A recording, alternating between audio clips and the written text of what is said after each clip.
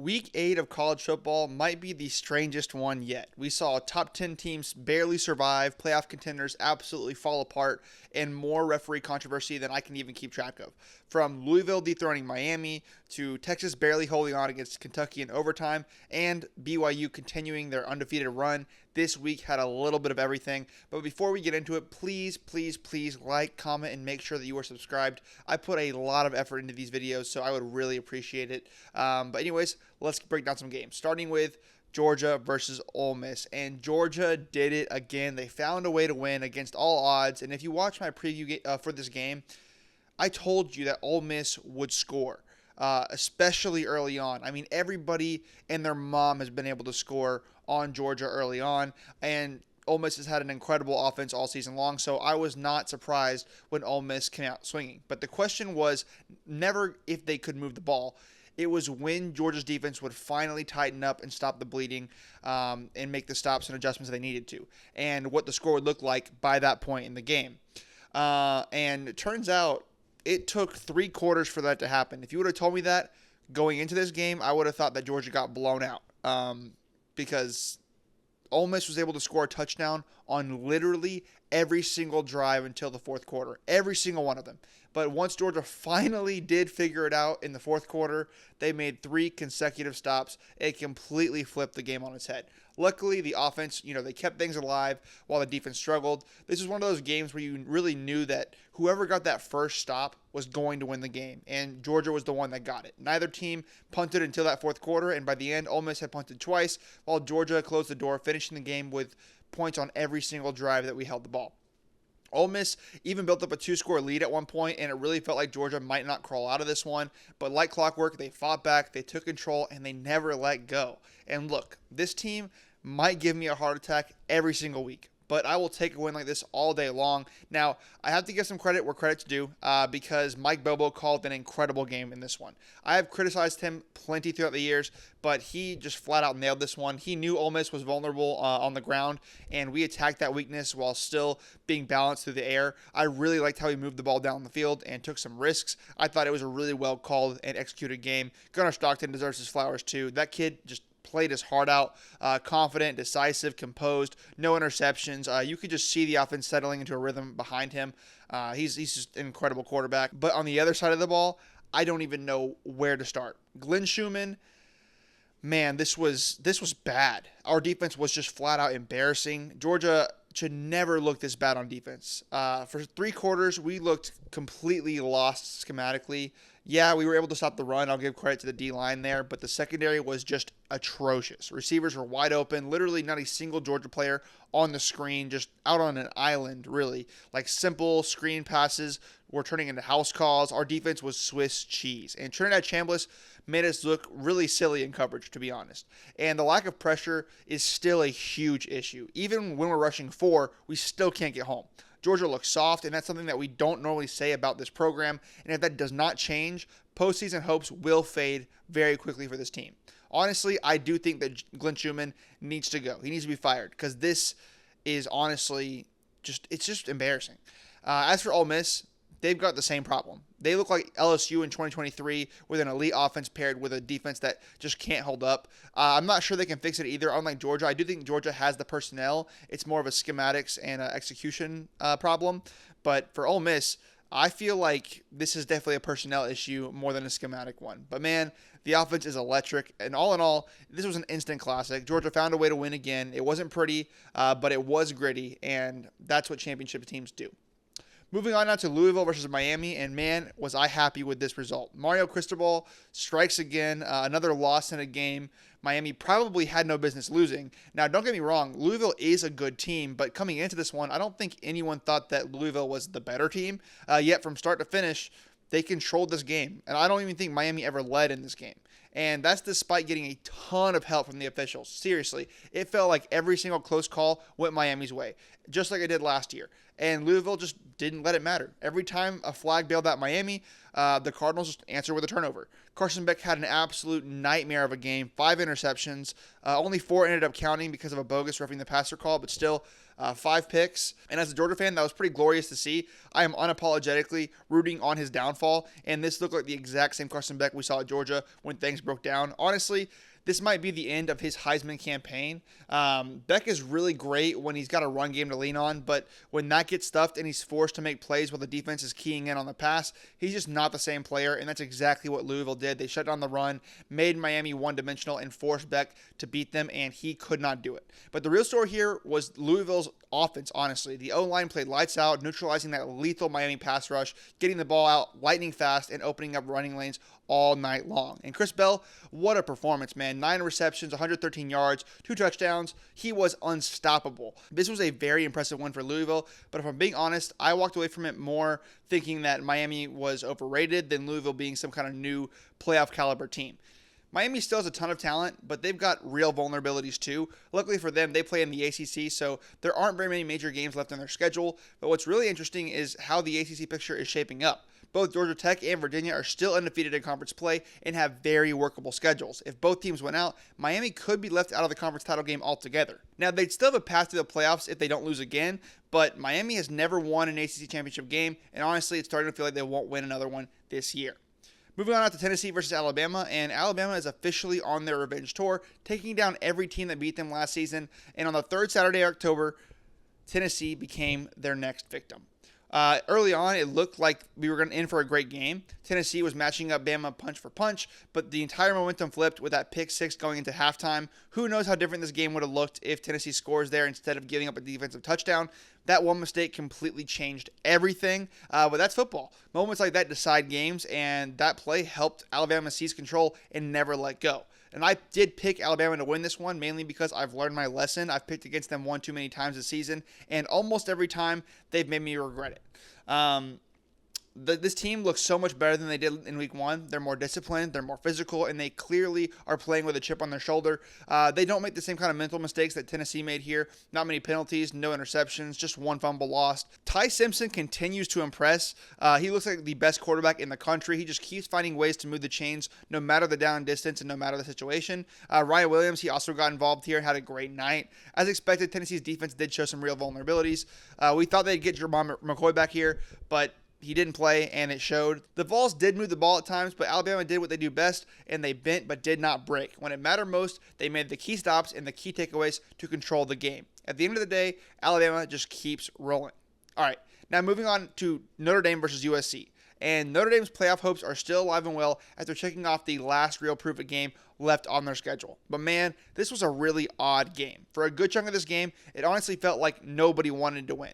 Notre Dame had a missed field goal, a missed extra point, interception, a ton of penalties. Meanwhile, USC couldn't stop shooting themselves in the foot, really. Every time they were about to rally back, they turned the ball over. And then when they finally did take the lead, they immediately gave up a kick return touchdown, and that was just pretty much it. They never recovered from that. I picked Notre Dame to win this one, and they did it in the exact way I thought that they would, by running the ball effectively and being the more physical team. Notre Dame rushed for 306 yards compared to USC's 38, and USC passed for 328 yards to Notre Dame's 136. So yes, 2 completely different offensive philosophies here, and as usual, the team that can consistently move the ball on the ground won the game, because running is safer, it controls tempo, and it wears down your opponent.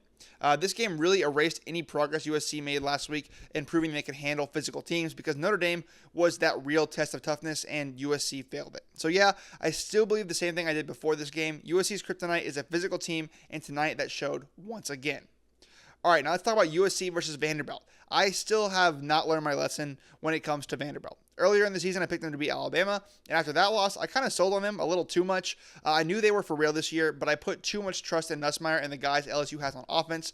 Now, to be fair, LSU actually played really solid football offensively. Nothing crazy, but they ran for over 100 yards, threw for 225, and didn't turn the ball over, and they also put up 24 points. That's probably the best offensive performance they've had all season, but Diego Pavia and company decided that was not going to be enough. They were super impressive here, especially against the Blake Baker defense that has been tough to move the ball on all season long. Pavia made some incredible plays, but more importantly, he didn't force anything. It was a very clean game for both him and Nussmeier, honestly. Vanderbilt's tight ends got involved in a big way too, making key plays and kept drives alive. Vanderbilt is just completely controlling the tempo here. They took the air out of the ball with long, methodical possessions, just dinked and dunked their way down the field, draining clock and wearing LSU out. And maybe my favorite part of the whole thing is that after Vanderbilt won the game, the fans did not rush the field. That said a lot to me about this program and showed that Vanderbilt has arrived as a program. They expect to win games like this now. It's not some miracle upset. This was business as usual. They played like the better team. They got the win, and they handled it with class. Huge win for the Commodores at home. All right, now Arizona State versus Texas Tech. The Sun Devils took down the Red Raiders, and a team that I genuinely thought would run the table and win their conference undefeated. Now, to be fair, Texas Tech did not have their starting quarterback, Baron Morton. And honestly, I feel like Texas Tech would have run away with this game if he had been available. This game stayed really close and was low scoring early on, which probably would not have been the case with Morton under center. That said, I can't put all the blame there, though, because Texas Tech actually had the lead in the fourth quarter, but their defense just couldn't hold on. They were also without their star defensive tackle, Skylar Gill-Howard, who's now out for the season, and that absence absolutely showed. This was a defense that had been one of the best in the country up to this point, but Arizona State had nearly 400 yards on them, 319 of those through the air. So the Sun Devils, they dominated time of possession, kept the Red Raiders offense off the field, and got the ball into the hands of Jordan Tyson, who made big plays all night. Having Sam Levitt back at quarterback made a huge difference too. He managed the game really well and gave Arizona State the spark that they had been missing. It just goes to show how crucial a quarterback can be in college football. One player completely changes the dynamic of the game. I still believe Texas Tech is the best team in that conference if Morton is healthy, but they need him back, and they need him back fast if they want to keep those championship hopes alive. All right, now let's talk about A&M versus Arkansas, and the Aggies barely escaped Fayetteville with a win. They almost joined Miami, Ole Miss, and LSU as top 10 teams that fell this week, but somehow they found a way to survive. This was a straight-up shootout. Neither defense could make a stop, and it felt a lot like the Georgia versus Ole Miss game earlier in the day, where whoever had the ball last was probably going to win. A&M's defense has been pretty inconsistent all year, but to be fair, Arkansas has made almost every defense they've played look like Swiss cheese this season. Taylon Green is just that good at quarterback. He keeps them in every single game they play. Both teams were moving the ball at will. A&M finished with 497 total yards, 280 through the air, and 217 through the ground, while Arkansas actually outgained them with 527 total yards, 259 through the air, and 268 rushing. So both teams very balanced, very efficient. And the crazy part is there were no turnovers. Penalties were about even. Both offenses were just insanely efficient. It was the kind of game where the team that averaged 8.4 yards per carry lost the game. But A&M still ran for over 6 yards a pop, so they were also really, really good. It was just video game numbers across the board. I start to feel bad for Arkansas in these games, though, because they are always on the wrong side of these shootouts. Their offense is legit, but their defense just cannot stop anything. A&M went up by 2 possessions multiple times in this game. Arkansas just kept finding ways to make it a one-score game, and then the Aggies would respond again with another score. A&M spread the ball out really beautifully, honestly, even with their star running back, Le'Veon Moss, out. Mario Craver, Casey Concepcion, Ashton Bethel-Roman, just a few of the names that made some big plays. Marcel Reed continues to look like a legit Heisman-level quarterback. The defense does still worry me, but to be fair, Arkansas has done this to everyone. Like I said, still a win is a win, and A&M keeps their playoff hopes alive for now. All right, now let's talk about the Holy War. The Mormons have done it again. BYU wins and stays undefeated, taking down Utah for the 3rd straight time. Now, on paper, Utah was the better team. They had more total yards, more yards rushing, more yards passing, but that did not matter at all because they made a list of costly mistakes that completely changed this game. They went 1 for 5 on 4th down. They muffed a punt, racked up penalties, and Dampier threw a brutal interception midway through the 4th quarter. And while those are all self-inflicted wounds, BYU deserves a ton of credit because they forced a lot of those mistakes. They made those 4th down stops. They recovered the muff punt. They forced that interception. And most importantly, they played disciplined football. Bear Bachmeier was a sharp quarterback last night, managing the game really well and making big throws when the team needed it the most. So BYU takes down Utah again. And I don't think people are talking about BYU as a legitimate Big 12 title contender, but maybe we should start doing that because they're still undefeated. Moving on to Missouri versus Auburn, and Missouri escaped Jordan-Hare with a narrow overtime win, and man, this was another brutal loss for Hugh Freeze and Auburn. They just keep finding a way to lose these games they probably should win. Now, like I said last week, this Missouri team feels like a bit of a paper tiger, pun intended. They got the win, but I'm still not convinced they're on the same level as people think that they are. They needed a whole lot of help to get this one done. Missed kicks, bad officiating, some absolutely awful punts from Auburn just to take it to overtime, and once again, Auburn just found a way to hand it away. Bo Perbula did not look great when he had to throw the ball, and honestly, he was still a lot better than Jackson Arnold, who looks completely lost right now. He can't read a children's book, much less a defense. The run game was not there for Missouri either, so yeah, they won, but I can't give them much credit for it. They didn't play great football, and they just happened to play the team that is the worst in college football at closing out games. I don't think Missouri is going to get away with that next week, but that's a topic for another video. Speaking of overtime games, let's talk about Texas versus Kentucky. This one was an absolute head scratcher. I honestly cannot remember the last time I watched a team so thoroughly outplay their opponent and still lose. Kentucky had 26 first downs, Texas had 8. Kentucky had 395 yards, Texas had 179.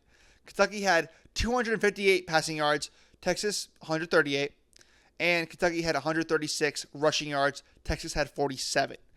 They also doubled the Longhorns in time of possession and had half the penalty yardage. The difference here was special teams and that red zone defense from Texas. The only touchdown Texas got all night was after a horrendous punt that was returned inside the 5-yard line, giving them a very short field with only a few yards to be able to score that touchdown. And then another bad punt late in the game gave Texas the ball in Kentucky territory again, and there was also a missed field goal late for Kentucky. As for the Texas defense, they bowed up in the red zone, especially in overtime. Kentucky had 3 chances on the 1-yard line to punch it in, and they couldn't. I like the decision to go for it on 4th down, but running the same play 3 straight times just didn't make sense to me. Texas still looks like a really bad team to me, to be honest, but somehow, some way, they picked up another win. Moving on now to Washington versus Michigan, and the Wolverines got the bounce back win they desperately needed. They dominated the Huskies in this one. Both sides of the ball looked really sharp. Defense held firm, shutting down that 3-headed monster Washington has, forcing 3 interceptions in the process. They held the Huskies to just 40 yards rushing, which forced them to throw the ball a lot more than they wanted to. I was actually really impressed that Michigan let Underwood air it out a little bit. He threw for 230 yards, and for once, the offense looked pretty efficient. They also dominated time of possession and never really let Washington get comfortable. This was a much-needed win for Michigan at home, so congrats to the Wolverines. All right, now let's talk about Nebraska versus Minnesota. And amidst all the rumors that Matt Rule might leave Nebraska for Penn State, Nebraska just got pummeled by Minnesota. So Penn State, do you really want Matt Rule? Because you just fired a guy that I think is a lot better than Matt Rule.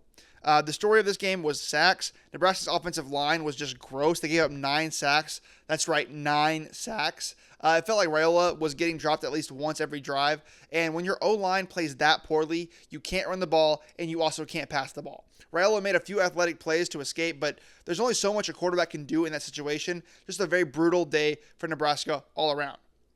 Now let's talk about Virginia versus Washington State, because the Cavaliers rallied back and picked up another win, this time on a tie-breaking safety. This team just refuses to quit. They've got so much fight, and they just keep finding ways to win games. For most of the game, it looked like Washington State was in control, but Virginia's defense just kept them alive. They forced a couple of plays, a couple key interceptions. They sealed it with that safety at the end, and that was all she wrote. Virginia has quietly become one of the best storylines in college football this year. They've been living on the edge of these razor-thin one-possession games, but they just keep finding ways to come out on top. The same cannot be said about Mississippi State, because they absolutely choked away this game to Florida. They had it all wrapped up in a bow within field goal range, less than 30 seconds left in the game. Kick would have won it, simple as that, but instead of taking the easy win, the staff decided to call a pass play, and of course the Florida defender picked it off. Game over. I can't even begin to understand this decision. You're in range, you've got the game right there, and you call a pass? It reminded me a lot of that North Carolina State, Florida State game from a few years back when the Noles did the exact same thing. Whoever made that call just needs to be fired flat out. It's the kind of mistake not even a Pee Wee football coach would make. Just completely inexcusable, idiotic. I can't even wrap my head around it.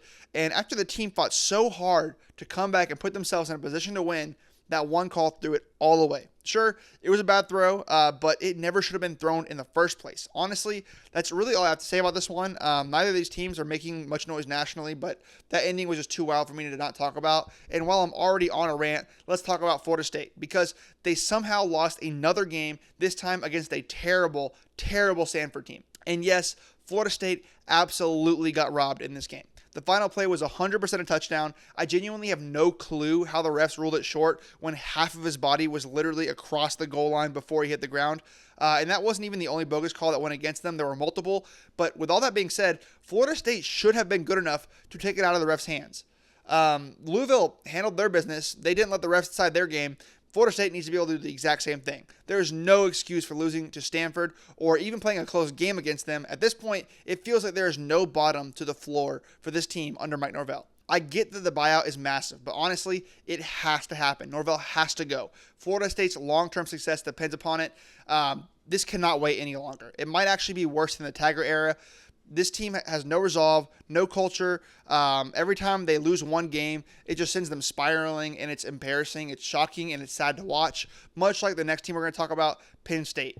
Penn State dropped another game, their third straight, this time against Iowa, and it's not like they didn't have chances. They even had a block kick that ended up being returned for a touchdown, and they also held Iowa to just 68 passing yards, yet somehow they still couldn't close it out. Iowa just hung around long enough and managed to steal it late. Another really disappointing loss for a team that's completely lost momentum. But it seems like for one team, beating Penn State actually kickstarted their season. UCLA picked up another win, this time over Maryland, and they're just really turning things around there. That coaching change clearly gave them a spark. They're still flawed, sure, but they're playing with a ton of energy right now. Realistically, a bowl game is probably the ceiling for their season, but given where they were, that's a massive improvement. And I know Tennessee fans probably don't love to see it, but Nico Iamaleava is playing really well for the Bruins right now. Well, that's all for this video, guys. I really hope you enjoyed, and have a great rest of your weekend. Peace.